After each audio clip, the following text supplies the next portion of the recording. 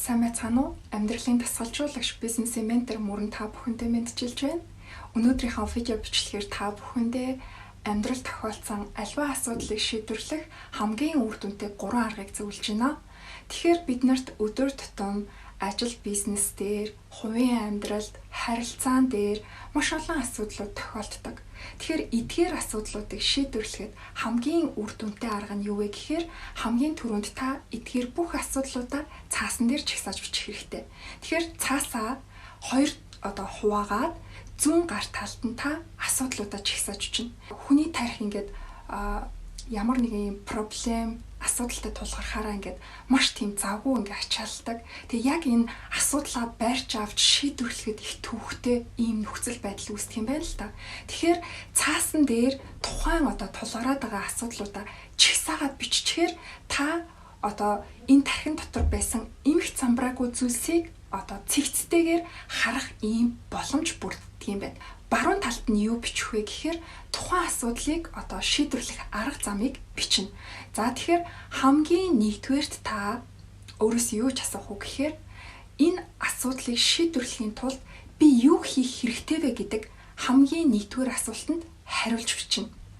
Хоёрдугаар асуулт нь юу вэ гэхээр энэ асуудлыг шийдвэрлэхийн тулд би юу уншиж судлах хэрэгтэй вэ гэдгээ бичнэ.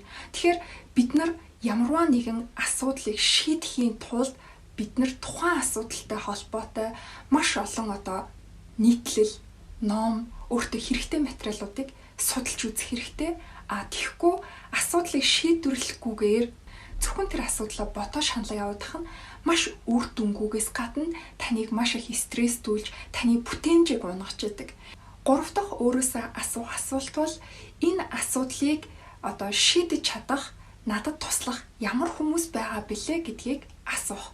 Тэгэхээр тантай ижилхэн өмнө нь ийм асуудалд орж исэн энэ асуудлыг амжилттайгаар шийдвэрлээд гарсан ямар хүмүүс байж болох вэ? Энэ асуултыг та өөрөөсөө асууж бичнэ. Тэгэхээр энэ 3 дахь арга болох бусад хүмүүсээс тусламж ирэх гэдэг нь хамгийн сүүлд байгааг анхаараарай.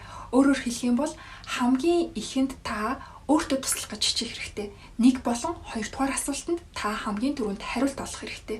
Тэгэхээр та 1-р болон 2 дугаар зүйлсэн аргыг хэрэгжүүлээд тодорхой үр дүнд хүрэхгүй байгаа бол 3 дахь аргыг хэрэгжүүлнэ гэсэн үг. Тэгэхээр та яг өнөөдөр таны толгойг өвтгөж байгаа яг ямар асуудлууд байна? Юу таныг хамгийн их стресстүүлээд байна гэдгийг цаасан дээр бичих нь. Тэгэхээр энэ цаастай ажиллаж сурах нь ямар ч асуудлыг шийдвэрлэх хамгийн үр дүнтэй арга байдаг юм биш үү?